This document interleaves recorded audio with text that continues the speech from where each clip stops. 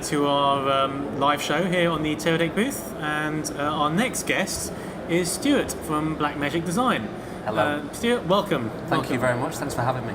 And it's been a very exciting show for you guys. You've had lots of visitors at your booth looking at the cameras there, but not too much news on the camera front. Really, what's going on? What Well, I think obviously NAB for us is a huge milestone for any company, but for us, we obviously announced the two new cameras. We announced the 4K camera and the Pocket Cinema camera. For us, IBC is more about the evolution of some of the other products in our product range, where we're focusing very heavily on some of the infrastructure products like ATEM. We've got a new ATEM production switcher, 1ME, and we've got. Well, so for those who don't know, so ATEM has been your very popular range of switches for live production, and you've now gone 4K? Yeah, so it's actually a second 4K switcher we've got, but we've actually taken over our original 1ME, and we've actually now made a 10 input 6 gig SDI 4K switcher, which has kind of all the bells and whistles. So getting a lot of feedback, a lot of people coming over to look at that, but obviously the cameras, as per usual, are starting. There's a hive of activity surrounding them. No, I mean, it's, I guess people might, with all the buzz around the cameras, people might forget that you have also a very, very strong line of switches and all sorts of other sort of production gear that you can see on the stand here. Yeah, I think the interesting thing for us is that we're relatively new to the camera market. I mean, anybody who knows us or has followed our history over the last kind of 12 or 13 years has known that we've come from post-production. We started at the back end of the chain and have been staring at the last sort of 10 years front down. So we've, when we came to design cameras and develop cameras, we had very much the end in mind. I think it's a very different approach from a manufacturer, where you start in the edits and post-production environment and you start to look at all the different camera formats and the way in which cameras interact in the edit environment and also in color correction.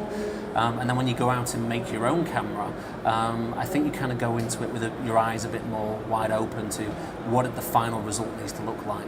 Yeah, when you acquired Da Vinci, you had that whole raft of Hollywood grade post-production experience brought into the company, and I guess you really should know what a good image looks like, and how hopefully to get closer to that on the acquisition end. So well, I think that when you look at the camera landscape at the moment, it's such a healthy landscape. We're seeing all of the key camera companies out there doing an amazing job. We look at just what's happening with regards to feature sets, and we look at the affordability of cameras today. And if you're a customer out there who's looking to buy a camera, there are plenty of opportunities. And I think that for us, seeing that from our color correction side of our business with Da Vinci Resolve, we always had great relationships with those camera companies, being able to work with them.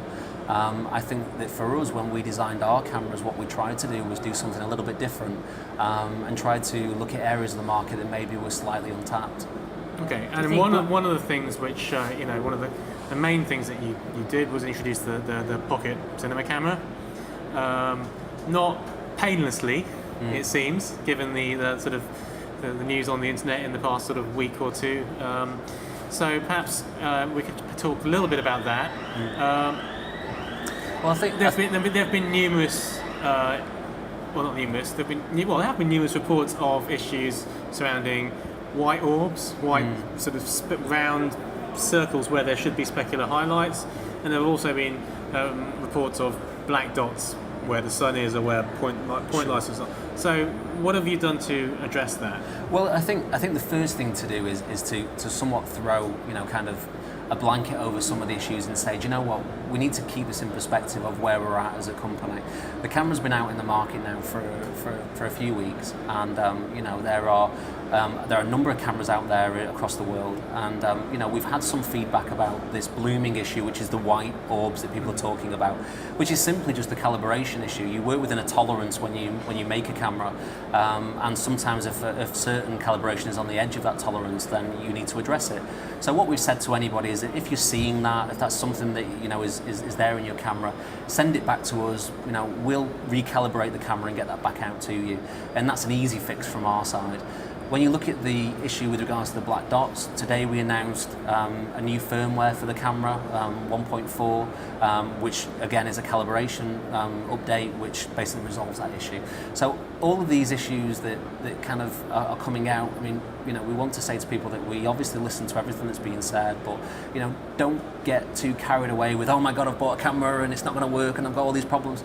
Because sometimes they're not as great as people maybe make out. And, do you know what sort of percentage of people it's buying it's a very small number. I mean, the quantity of cameras that are out in the market comparative to the people who are seeing the problem is actually very minimal.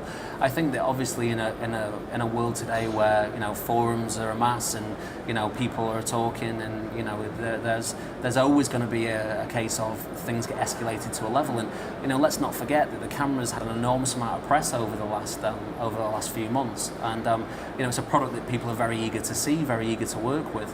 And I think that in some ways it gives a platform for people to obviously share their views and share their thoughts. So, like I say, very small percentage of the cameras out there are seeing the problem. If anybody has that problem, then of course send it back to us and we'll resolve that very quickly for you. Do you think the sort of the build up and hype that surrounded the release of the cameras sort of worked against you, sort of in a way, in terms of people are expecting a lot? They've got to remember it's under $1,000 this camera, and I think people sometimes their imagination, and they hype up the camera to such an extent that they think they're going to get something that maybe it's not. I think that people should expect a lot is the answer. I think that expectation should be there. I mean, regardless of how much money you pay for a product, I think that you look at it as that's hard-earned money that someone's had to go out and make. And I think when you're making an investment in a product, you want that product to be right. Well, I think that there's an element of perspective that needs to be kept with this, and that is that if the cameras were falling apart or everything was coming back and it was broken and it was corrupt, then obviously there would be an issue. But that's not the case. These are all things that are rectifiable. They're all things that we're aware of, we're on top of quickly, and it's something that we can sort very, very easily. I think amid all the noise on the internet, I think what people probably forget is what the camera actually delivers on, which is if you had said to me 2 years ago, even 12 months ago, for under $1,000 I'm going to be able to buy a large-ish sensor camera with peaking, with internal ProRes recording, I would have just gone, no. And RAW still to come as well. I mean, RAW is something that is going to even enhance it further. I think that what people are buying, what people have the opportunity to deliver with regards to image quality is fantastic. I think that this is a real revolutionary product, but I think that we don't underestimate the education that's required for people when they buy it. I think if people go, okay, I'm just going to go and buy a video camera, they're not going to get the best out of what this actually is. This is a camera with 13 stops of dynamic range, has the ability to be able to do ProRes recording, and also eventually we'll have the RAW update to do RAW as well. When you're looking at something with that amount of detail and that quality of image, you're walking around with a Super 16 digital film camera in your hand, and that might actually mean that you have to work in a slightly different way. It might mean that the way it operates is a bit unconventional if you're used to working with small video cameras. But once people get a grasp of it, and once people actually see the quality of it, and they stick these beautiful lenses that have been around for 20, 30 years on it, or the Zeiss lenses, or the Canon lenses, or these PL mount lenses that we're seeing in the market, they'll very quickly see that this is something very, very special that people should not neglect. I mean, who is this camera actually for then? Given that, and given the sort of the feature set that it has, who do you think who should actually be buying this? It's a tricky one really to answer, because I think that for us, we always develop products with aspiration. That's our aim. Whether it be a capture card or a camera, our view is, let's reduce the barrier to entry and give everybody the best possible product for a price that we consider to be affordable. And we try our best to really kind of cram as much in there as we can. And what that generally means is that we're getting people who are, everything from students who just want to quickly shoot something to high-end feature filmmakers who are also looking at it. So the market is open. We're not limiting it to anybody. We just want to see those results. We want to see the quality of the images that people are doing. you've got the camera in your hand here. Well, you can hang on to it. That's fine. While I've got you here, let's take the opportunity to talk about some of the options and some of the things people are beginning to work with lenses and accessories and things. They've got to make this work. I mean, Matt, you were playing with it yesterday. You had a few observations about what you thought might be the difficulties with this camera. Rather than regurgitating all the stuff about orbs and things, let's try and be constructive. If you've just got this camera, what are your top tips to make it work better? Well, I think the first thing that you need to do is you need to look at what it is that you're shooting at first. It's like anything. You need to have the right lens on the camera body. I think there's some great lens companies out there that offer a whole selection of different lenses. We've built this camera in mind for flexibility, so it gives you the opportunity to use multiple different types of lenses on it. I think that there's also out there some fantastic third-party rig companies. If you want to work with, electronic viewfinders, you want to put matte box rails on it, you want to put filters on there, take a look at these guys out there who are making all these rigs. You'll see a lot of them around the show. You'll see a lot of them in catalogs, in magazines. Those will really enhance the quality of this camera and usability. I would say, I think you probably agree. Well, you tell me what you think, but holding that camera in the hand is actually reasonably difficult. That goes for any camera that happens to be that size. It happens to an iPhone, for instance, exactly the same thing. You try and shoot video handheld with that thing. From the simple size factor of not having any weight with it, it's going to rattle. So I think depending on what it goes back to what you said, what you're shooting with. Depends on how you configure the camera. Well, again, it comes back also to the fact that we're talking about a digital cinema camera. This is a Super 16 digital cinema camera, and I don't think that when you start to look at the process of digital cinema, you want to start using things like filters. You want to start using things like focus rings, and you want to start using a lot of these other things. Put external mics on there, the camera in its most basic form will get you to a level, and it will produce beautiful images for you. But as you start bolting further things onto it, you're going to increase the stability, you're going to increase the access to the focus and the iris, and you're going to be able to... if you put the lens that's pictured on the box, the Panasonic Lumix 14mm, exactly. It's inexpensive, and it'll do the job, and the autofocus works and everything else, but it's not going to give you that lovely, creamy, cinematic image that you might be striving for. And something like you have on there might get you much, much closer. So I think people shouldn't probably be unrealistic about what you can achieve with inexpensive lenses.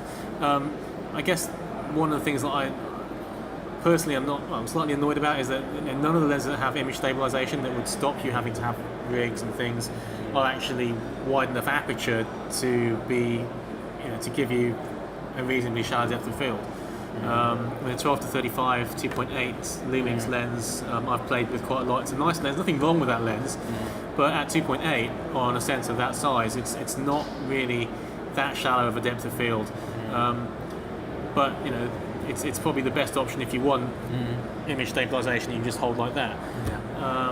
So I think a number of people online have said it really should just be used simply like that, and I just can't agree with that. I think yes, in some situations, if you're doing your kid's party, fine, put a 14mm lens on and just shoot.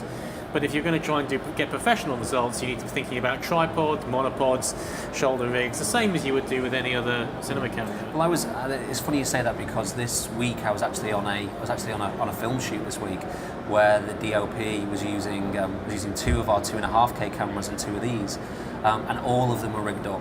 And it was all handheld, there was no tripods, no tracks. He was shooting two scenes, all outdoors, and he wanted to get that gritty, dramatic look. But all of them were using with third-party rigs. And I guess it comes back to, what level do you want to be? How far do you want to go with it? It's like anything. You buy a car today, you can drive it in its current form, or you can enhance the wheels, or put a spoiler on the back, or get the engine tweaked. I think that it comes back to that element of flexibility. What we want to do is give somebody something that, in the core, gives you a fantastic quality image. How you then choose to use it is entirely up to you. Do you think down the line you'll have a larger sensor version of this camera? Is that a possibility? It's very difficult for us to say. I mean, we get asked a lot of questions about future developments, future cameras, future features. For us, we're just focusing on the products we've got today, really, and trying to get these out to market so that we can get feedback. I don't think that companies have an idea of where you're going. I don't think that you can really determine that path until you get a massive amount of feedback from a wide range of customers, and we utilise these shows as the opportunity to listen to what people have got to say, and hopefully when we deliver products back 12 or 18 months later, we're delivering all the things that people have been asking for the year before. Is there any idea on time frame in terms of when more numbers of these are going to get out into the marketplace? Well, what we've seen is that like the EF camera, it started off with a number of cameras hitting the market that are creeping up. A trickle. Yeah. It was a trickle. Yeah. Well, even look at we're a global business selling into many different regions, and the number of back orders are phenomenal. We've got ourselves into a position where we have to cater for as many markets. In my region alone, in Europe, Middle East and Africa, we're talking nearly 90 countries. So what we're trying to do is we're trying to evenly distribute those across our regions.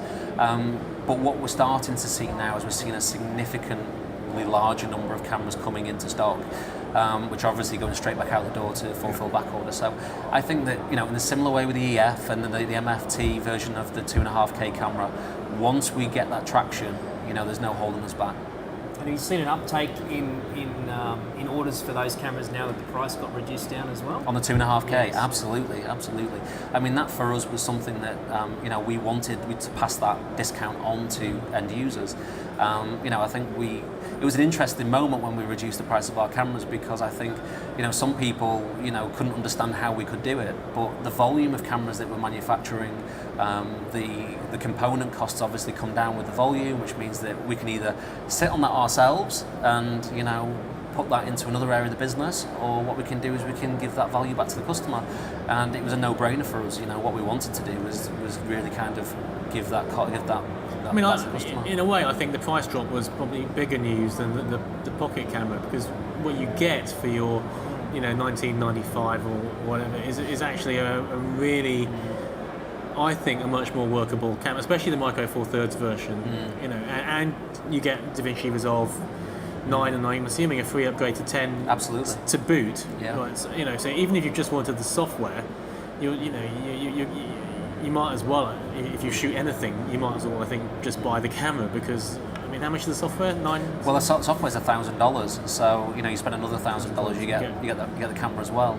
So we're seeing a lot of colorists who are investing in cameras. We're seeing a lot of camera guys investing in getting involved in the color correction market as well. So I think there's definitely something there. If you're looking at getting into color correction a bit more, and you feel the need for another camera, then consider it. But it's a hell of a camera. We're really pleased with what we've got. We're happy with the response from the market.